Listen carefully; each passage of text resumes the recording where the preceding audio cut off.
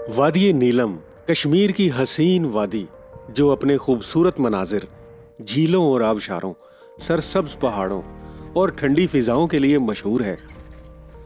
इसी वादी में पहाड़ों की कई तहों से गुजरकर एक खूबसूरत और पुरस्रार झील आती है जिसे पतलियां झील भी कहते हैं। पुरस्रार इसलिए कि ये वो वाहिद झील है जहां मुझे एहसास हुआ कि अगर मैं अकेला यहां आऊं तो डर लगेगा,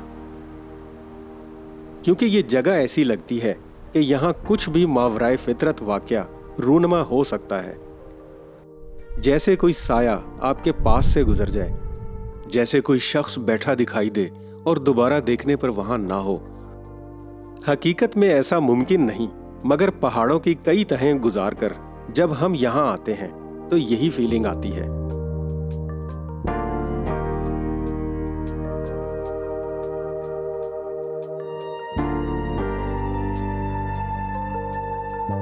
झील तक पहुंचने के लिए 4x4 जीप के जरिए एक सख्त 8 घंटों से तवील मगर एक यादगार सफर करना पड़ता है।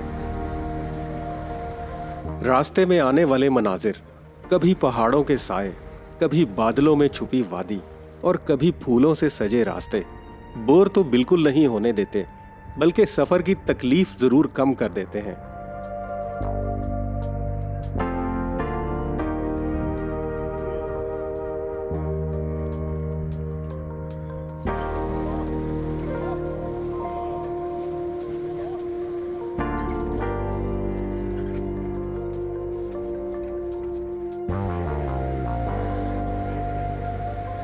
ये जी हम इस वक्त कौन सा है शादी? केरन पीटीडीसी। हाँ, वो बताते हैं अंदर जाके ना। ये होटल है जो आज़ाद जम्मू कश्मीर की आज़ाद जम्मू एंड कश्मीर की गवर्नमेंट का, और ये केरन में है। और ये केरन के साथ ये बिल्कुल नीलम रिवर बह रहा है और बहुत ही स्मूथ और बहुत प्यारा लग रहा है, खूबसूरत। और सामने इस दरिया के पार इंडिया है, वो इंडिया का झंडा नज़र आ रहा है। मैं जूम करके दिखाता हूँ ज़रा।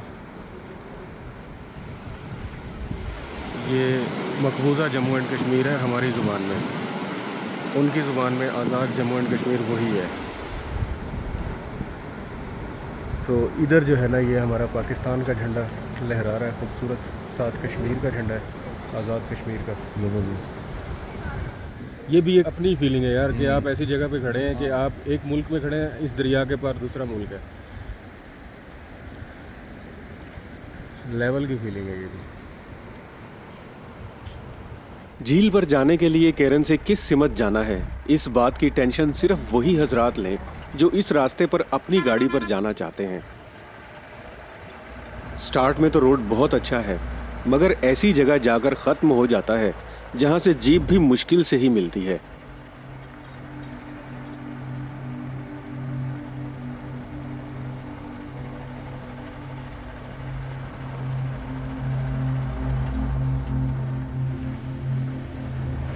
ये सारा लवात सिटी जो है ना, अप एंड डाउन नज़र आ रहा है पहाड़ों में।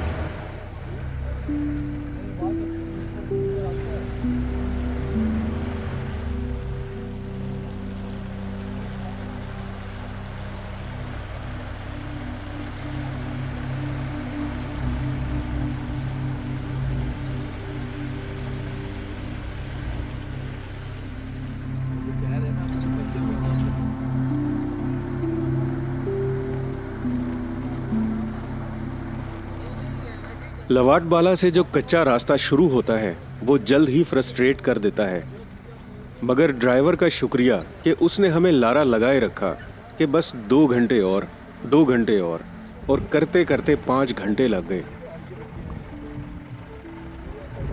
बाद में हमने ड्राइवर का शुक्रिया अदा किया कि तुमने अच्छा ही किया जो पहले नहीं बता दिया कि लवाट बाला से 5 घंटे लगेंगे, वरना शायद हम इरादा ही तर्क कर देते, क्योंकि सफ़र है ही इतना मुश्किल और सख्त।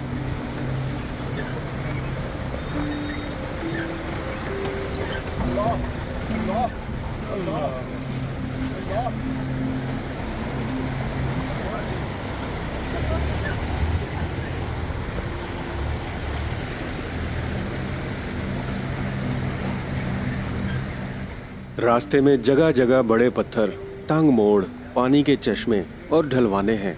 जो दिल की धड़कन तेज कर देते हैं।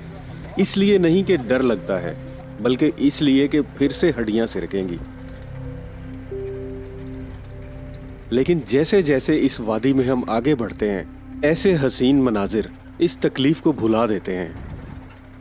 चारों तरफ कुदरत का लैंडमार्क कलर, नीचे शफाफ बहता दरिया, पहाड़ों पर फैले जंगल और ठंडी हवाओं के झोंके जिस्म को ना सही मगर रूह को ताजा कर देते हैं।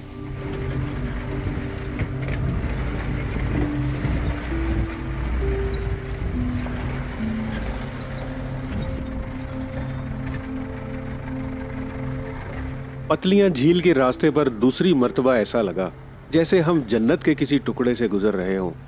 पहली बार यह एहसास मिनी मर्ग के सफर पर हुआ था।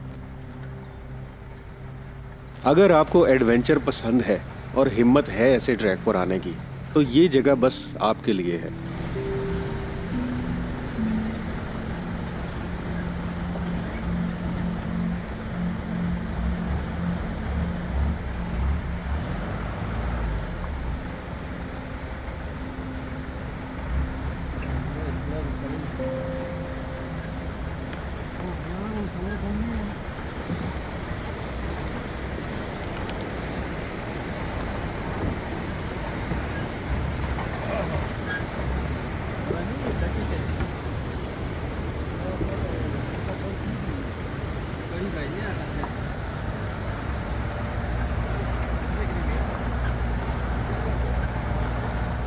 जीप बुलंदी की तरफ बढ़ती गई और वादी कहीं पीछे रह गई और नज़ारे ऐसे बदलने लगे जैसे कुदरत का स्लाइड शो ऑन हुआ हो।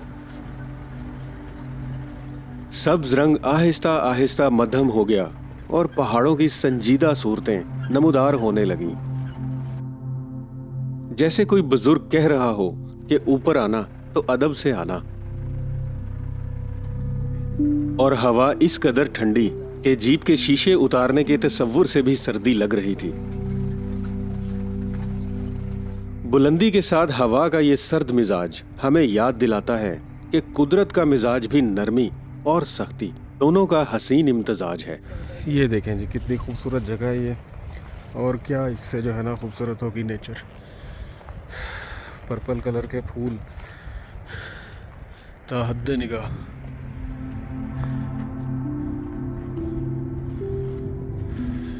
वाह,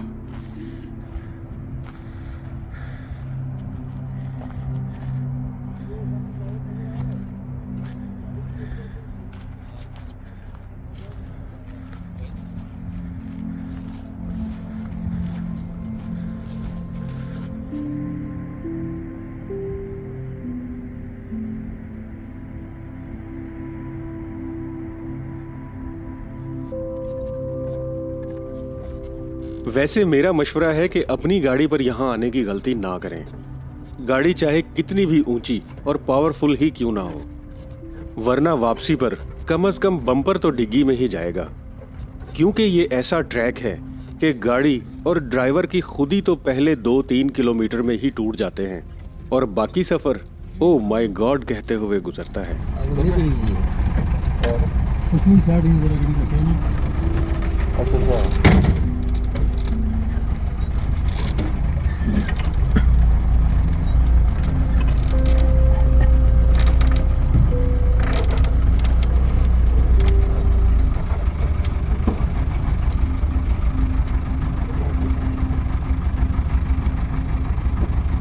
ये नीचे बर्फ है, ऊपर मशीन वाले ने मट्टी फेंक दी है। नीचे बर्फ है जैसे कार पिघल रही है और बैठ रहा है लोग। वो यहाँ पत्थर फेंकना चाहिए। हाँ ना, वो देखो नीचे जगह बनी वो नजर आती है, उस तरफ से बर्फ नजर आ रही थी। ग्लेशियर है नीचे।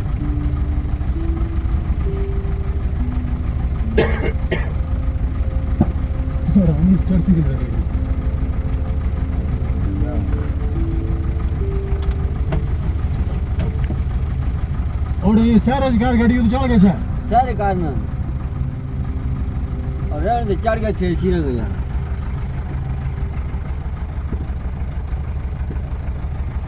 ओए बस हट हट आगो अब हट वा हटो आगे ना कार नहीं यार।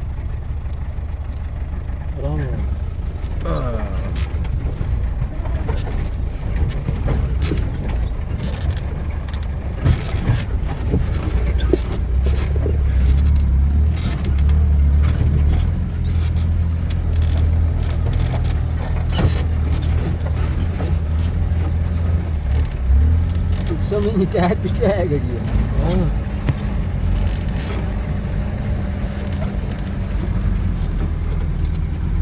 मैं अंदर आओ चलते चलते शाम हो गई मगर झील ना आई और एक एहसास दिल में जन्म लेने लगा कि झील का मजा तो शाम को ही आता है और हम शाम से लेट भी हो सकते हैं। मगर इस एहसास के साथ साथ माइंड अपने प्लान पर काम करता रहा और आखिर में वो हुआ जो हमने शायद सोचा भी नहीं था। हुआ दरअसल यूं कि शाम को हम ज्यादा वक्त झील पर नहीं गुजार सके, इसलिए रात को झील के बेस कैंप पर स्टे किया, कुकिंग भी की और एंजॉय भी किया। शाह जी, हम ये डिस्कस कर रहे थे कि हम सुबह यहाँ आएंगे। I am not going to miss the drone shots, और ड्रोन अब मैं इस वक्त नहीं ले सकता। सूरज आना नहीं था सुबह, ये नहीं आना था सुबह से, आ जाऊंगा। ये बस अल्लाह ताला की तरफ से हुआ एक कि हमने इसका शाम का भी देख लिया टाइम और सुबह का भी देखेंगे। क्या कर रहे हैं? प्याज काट रहे हैं, पतलियां लेक बेस कैंप पे बैठे हैं। ये रऊफ साहब का एक्सपीरियंस, बिल्कुल बारीक बाल की तरह प्याज काट रहे हैं, मुंह से धुएं निकल रहे हैं। कम अज कम भी यहाँ पे जो टेम्परेचर 2 या 3 होगा। ये जो हमारा सिलेंडर और ये हमारे कुकर में पानी गर्म हो चुका हुआ है। हम पहले खाना बनाएंगे, फिर हम बॉनफायर करेंगे। फिर बॉनफायर करेंगे। ये हमारा टेंट है जो हमने हायर किया है। इधर हमारा सोने का मूड है। टेंट के अंदर ही हमने 2000 रुपीज़ का टेंट हायर किया जनाब। ये हमने बड़ा खुला डुल्ला और बेहतरीन कैंप है जनाब। और अब जब दाल पकेगी तो फिर आपको फाइनल शेप दिखाएंगे उसकी।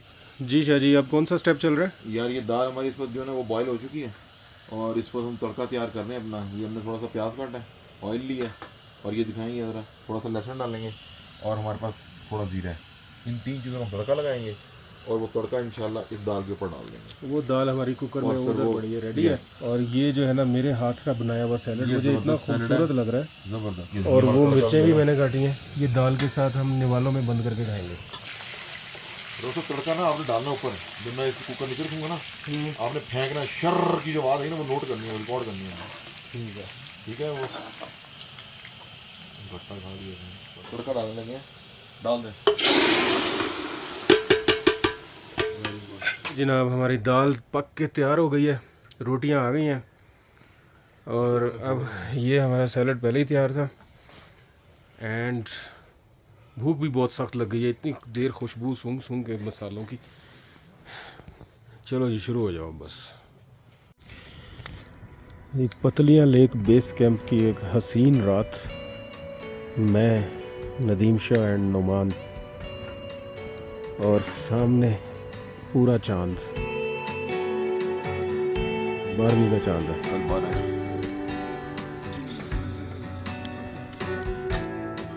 और ये हम अपने कैंप के सामने बैठे हुए हैं। ये कैंप है हमारा, ये हमने 2000 रुपये में लिया है यहाँ पे। और झील पे ट्रैकिंग हमने की थी आज शाम को और करके वापस आ गए, लेकिन सुबह हम फिर से एक दफ़ा जाएंगे और फिर वापसी का रास्ता नापेंगे इंशाल्लाह। ये और भी कैंप्स लगे हुए हैं यहाँ पे, ये इस तरफ भी काफ़ी कैंप्स लगे हुए हैं, लेकिन इस वक्त यहाँ पे सिर्फ हम हैं या ये कैंप मालकान है बस, और कोई नहीं है। यार रऊफ आज 2 जगहों पे जो सुकून मिला ना, एक वो जो बाबून टॉप जो था वहाँ इतना सुकून था ना, खामोशी और इस कदर वो कुशादा इलाका था। हाँ, मेडोज बेहतरीन। और दूसरे नंबर पे ये जो भी हमने लेक विजिट किया यहाँ भी बहुत सुकून था। अभी सुबह उसका एक और कलर देखेंगे। और उसमें रऊफ एक चीज़ और भी आ रही थी कि जो उसके अक्स थे, ग्लेशियर का अक्स था, पहाड़ों के अक्स थे, वो उसकी झील में नमूदार हो रहे थे। हाँ, वो बड़ा अच्छे लग रहे थे, बहुत प्यारा लग रहा था बिल्कुल। और ट्रैकिंग के दौरान जो हमने एक और चीज़ देखी ना, इसमें रंग बिरंगे फूल आए थे। उफ, तो यार बर्फी कलर के फूल तो बहुत ही खूबसूरत थे।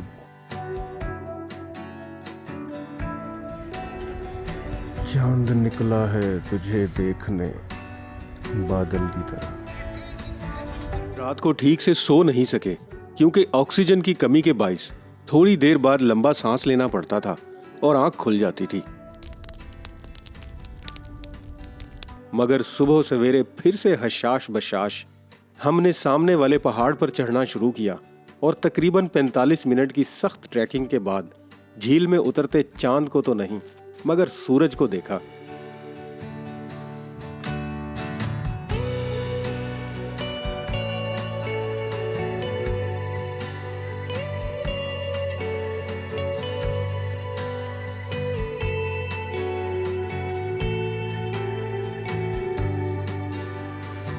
इनका रेडिश कलर दिखाना चाह रहे हैं कि वो खूबसूरती है जिसके लिए हम यहाँ पे आते हैं। हाँ। क्योंकि ये कलर्स यार वहाँ नहीं मिलते हमें मैदानी इलाकों में। पता है मिट्टी है, बस गर्मी है, ठीक है सर, और ह्यूमिडिटी है। हाँ, तरसते हैं यहाँ पे आने को, तरसते हैं हम यहाँ पे आने को। ये भागते देखें हैं वहाँ से। कितने खूबसूरत कलर्स हैं इसमें। वो थोड़ा ही रह गया मछली, उतरना चाहिए। ये जितनी सी हाइकिंग थी वो सामने बेस कैंप है और हमें कोई 40-45 मिनट लगे। हमारी ख़त्म हो गई ये ट्रैकिंग का इम्तिहान। अब ये स्ट्रेट है और वो जो सामने ग्लेशियर नज़र आ रहा है वो झील में पड़ा हुआ है। बहुत बड़ी झील है, मेरा ख्याल है वादी कश्मीर की, वादी नीलम की बड़ी झीलों में से एक है।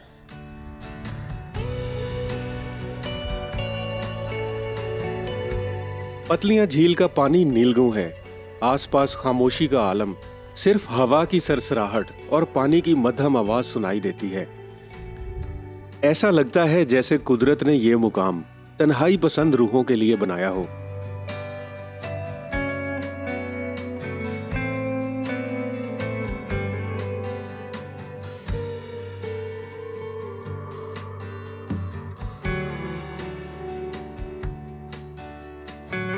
रात की सर्दी से झील के पानी पर बने बर्फ के क्रिस्टल्स और इनके ऊपर से आती हवा खून जमा रही थी, इसलिए ज्यादा देर रुका नहीं गया और झील से वापसी की राह नापी। इमरान भाई, थैंक यू सो मच, आप सुबह सुबह हमें यहाँ पर लेकर आए।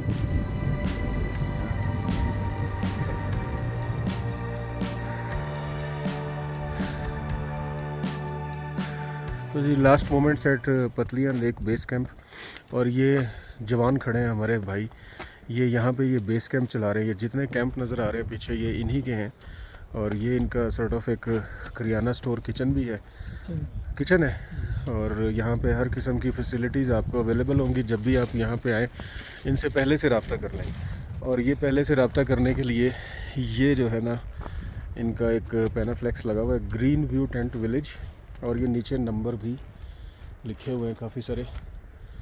यहाँ से आप ये नंबर जो है ना नोट करके और यहाँ आ सकते हैं। इस नंबर के ऊपर हम अपने नंबर से तो कॉल कर सकते हैं। तो बहुत मेहमान नवाजी से इन्होंने हमारी रात गुजरवाई है, लकड़ी भी अरेंज की, खाना शाना भी, खाना हमने खुद बनाया था, लेकिन रोटियां बड़ी ज़बरदस्त थी यार इनकी, और सस्ती बहुत थी। तो आपका क्या नाम है भाईजान? सैयद वसीम शाह। ज़बरदस्त। ये सैयद नदीम शाह साहब हैं हमारे जो बैठे हुए हैं। शाह साहब आपके पीछे जो व्यू आ रहा है ना इस वक्त कमाल है यार, कैमरे में जो आ रहा है, ओहो हो।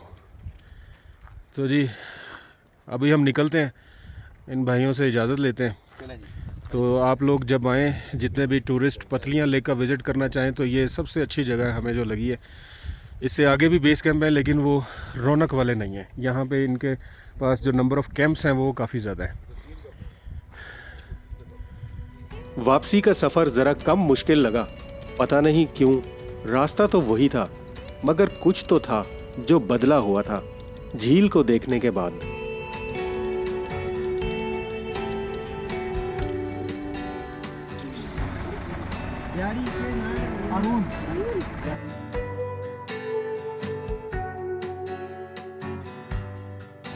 दिस इज़ नकदर नाला,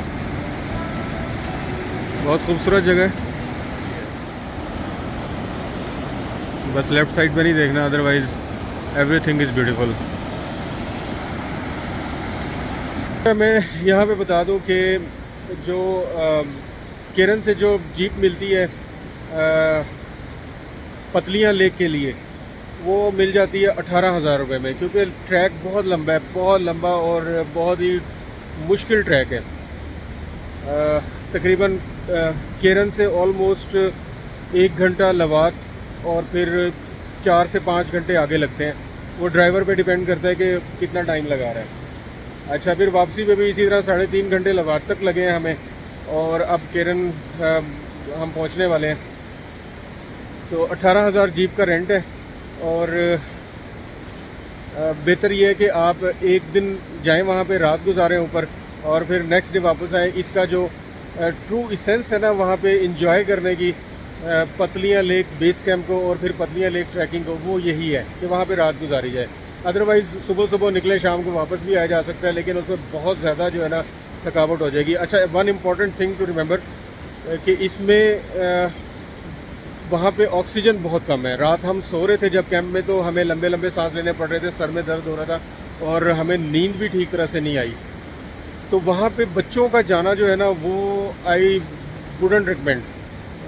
बच्चों को नहीं लेके जाना चाहिए वहाँ पे, क्योंकि सांस का मसला हो सकता है। सर्दी बहुत ज़्यादा है, एयर प्रेशर बहुत कम है। तो बेहतर है कि जो मर्द हजरात हैं वो जाएं, या जो लेडीज़ हैं वो भी जा सकती हैं, लेकिन बच्चों को अवॉइड करना चाहिए वहाँ पे ले जाने से। तो ये these are some things to remember. तो अभी हम जाएंगे अपने जहाँ पे हमने गाड़ी खड़ी की हुई है, वहाँ पे फिर हम रात गुजारेंगे। बेबून जागरान वैली में बेबून रिज़ॉर्ट था वो, वहाँ पे फिर शाम को कुकिंग शुकिंग करेंगे। तो फिर वहाँ पे मिलते हैं इंशाल्लाह, और कल फिर I will be sharing my next plan. Take care. इसी में खाना है ना प्लेटों में? हाँ, इसी में खाना है। तुम शुरू कर। बिस्मिल्लाह। वो कहता जी मैंने नहीं खाना, दुनिया में